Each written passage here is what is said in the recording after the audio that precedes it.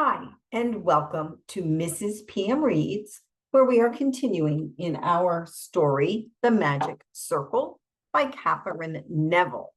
Remember, I'm keeping the updated brief. So, in our last video, it was a little disgusting. Joseph of Arimathea and three other men, a druid, his son, and somebody else, were drawing blackened pancake batter, crispy, anyway, like looking for the short end of the stick, so to speak, to see who would willingly sacrifice themselves for the goodness of the community. It was not Joseph, it was the druid's son, and he did so willingly. It very briefly describes like they killed him, so he was dead, so he didn't feel anything else, but they did a couple other things to him too. They basically killed him 3 times. But anyway, at the end, Joseph says he saw a smile on the guy's face. And then we jump to current time, and Zoe is listening to her grandmother talk about her younger life in her father's utopian community. And then it's going to get deeper into that story. So that's where we stopped. All right. My grandmother, Clio, said Zoe, I guess it was her grandfather's community, was the only child of a Swiss family that, like many wealthy families of the day, held broad interests in scholarly pursuits. These included travel and investigation into the lost kingdoms and cultures of many lands. Clio, too, possessed a deep interest in researches into antiquity. She not only leafed through dusty books, but she had a passionate interest in a disciple only recently invented, field archaeology. Not disciple, a discipline. I'm like, that doesn't make sense. A discipline, field archaeology. By the age of 20, Clio had already engaged in numerous such trips with her father to exotic and far-flung regions of the world. She joined the adventurer Heinrich Schliemann, who'd made his early fortune in the supply of military armaments during the Crimean War, and was spending it lavishly in highly publicized and opportunistic quests for the lost kingdoms of Mycenae and Troy. Clio had spent her young life studying ancient tongues and tracing the origins of many objects she'd learned of in decaying documents she'd found in tombs, grave sites, and caves. She used this knowledge with some success in locating lost sites of power and grandeur, and in hunting down physical objects of great value, just as Schliemann, only by his careful reading of the classics, had at length found the tombs of Mycenae, containing the richest hoard of ancient treasure in the world. In the year 1866, at the age of 21, Clio met and married a Dutchman who, like Schliemann, was rich from the spoils of war. This man, Eramus Ben, who'd invested in Schlieman's archaeological projects, was a widower with one small son, Hieronymus, who would one day be my father. And this is Zoe talking. If the large fortune made by Heinrich Schliemann in armaments was used almost exclusively for the rape and pillage of mankind's past, the fortune of my grandfather, Eramus Ben, was earmarked for nothing short of a complete transformation of man's future, all to be molded in his image, and something a bit more. Among Erasmus Ben's interests was the utopian community he'd helped finance in Switzerland. It was based on many new theories abroad, including triage, the genetic culling and sorting that played a large role in the main field of scientific interest of his day, selective breeding. Techniques to accomplish improved strains of crops and livestock were experimented with in such utopians, and Eramus spent each summer in the Alps visiting the sites of his investment. All this was anathema to Clio. Though raised by Swiss Protestant, she received a liberal upbringing, broad in taste and quite unusual for a girl of her day. Though the man she'd married was oh my gosh, you guys. I am like, well, the man she married was wealthy, intelligent, and handsome. It didn't take long after her marriage for her to become disenchanted with everything about Eramus Ben, especially his views on perfecting the world. Okay, I'm going to stop trying to skim ahead. We'll just read it word for word here, or word by word. She quickly realized she'd been yoked to a dour, strict-principled Calvinist who regarded women and children as little better than chattel, while holding himself and his kind superior to nearly everyone on earth.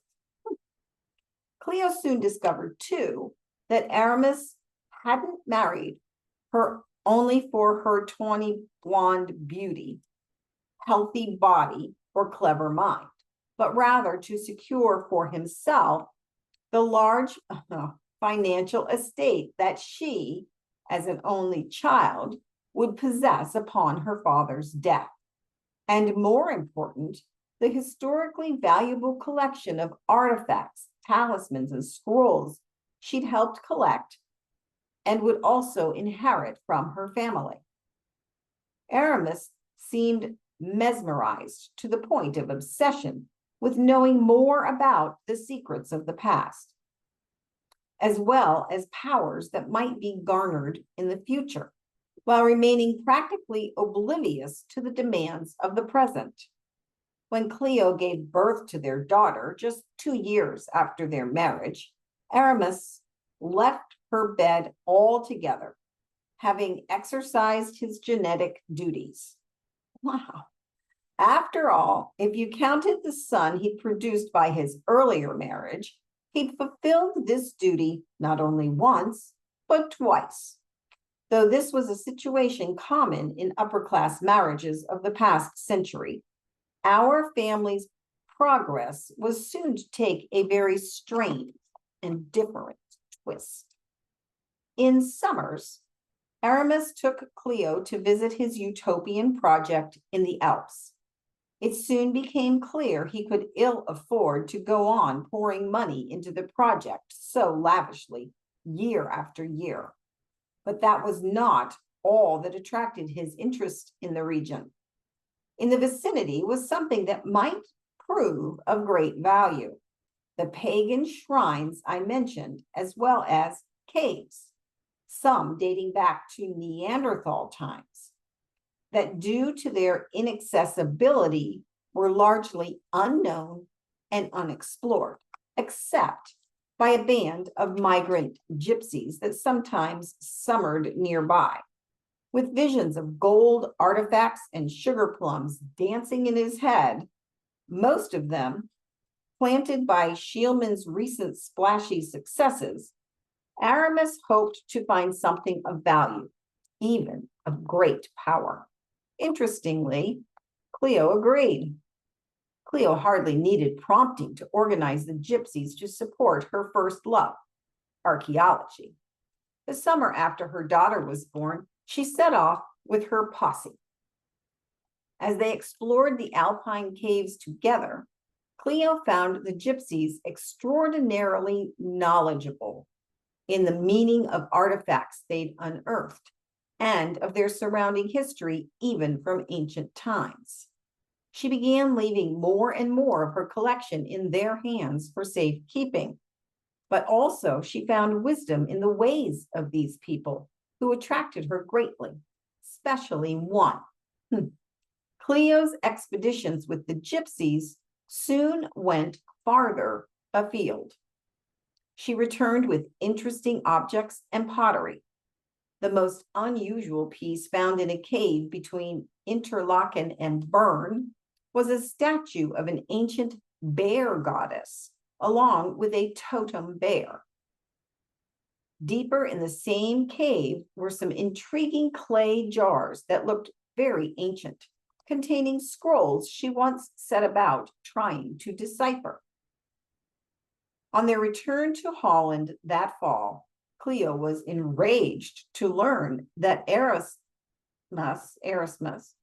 had taken some of her documents and artifacts and even sold several objects to boost a dwindling income from poorly chosen investments. More upsetting, he'd also appropriated a number of her notes and translations of what she believed the more historically valuable documents.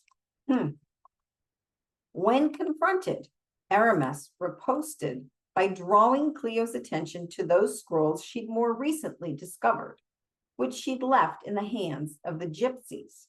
He'd hoped these might lead to further treasure, and he became insistent that as her husband, by rights, they belonged to him. Without telling Eramus, Clio took everything of value still in her hands and locked it all away in a vault. Their battles over the next 6 months were to prove many, heated, and lengthy, as Erasmus's 9-year-old son, Hieronymus, was there to witness. The quarrels between his father and what he perceived as a difficult, tempestuous stepmother who refused to do his father's bidding planted seeds in his young mind that would eventually produce a dark and dangerous fruit.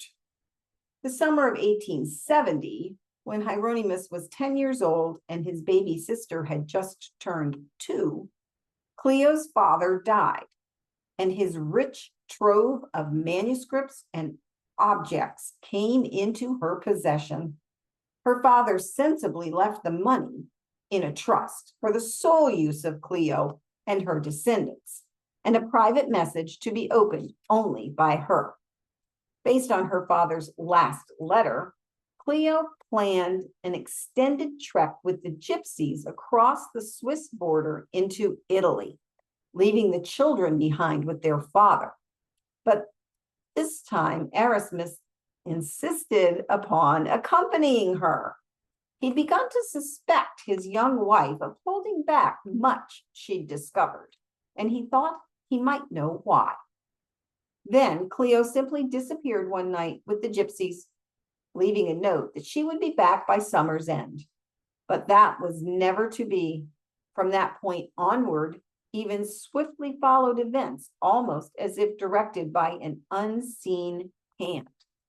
On July 19, 1870, the Franco-Prussian War broke out and pandemonium ensued.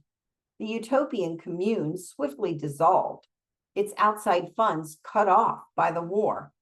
Erasmus Ben, with 2 children on his hands, a missing wife, and dwindling fortunes, knew he must hasten home to try to secure those of Clio's documents and artifacts still in his possession, should Holland be overrun. Erasmus was wounded while crossing the battle zone between Switzerland and Belgium. He barely managed to enter Holland with the children before he died. His little remaining money was used by the local church to provide for his son's education. His daughter, with Clio, was sent away to a foundling home. To be separated by war seems the endless fate of our family, as for so many others. In this case, however, it will never be clear whether Clio's permanent separation from Erasmus was accidental or planned. Had war not intervened, would she have returned? All right. 8, we'll go a little bit further because I want to finish the book by the end of the year. 8 years after Erasmus Ben's death, his son Hieronymus completed his education and entered training for the only profession, except the army, available to a boy with limited resources, the Calvinist ministry. His preparation served only to strengthen beliefs already well ingrained through 10 years of living with his father. Indeed, the ideas inculcated in him by the church became his first passion. Hieronymus then had come to resent his stepmother Clio bitterly.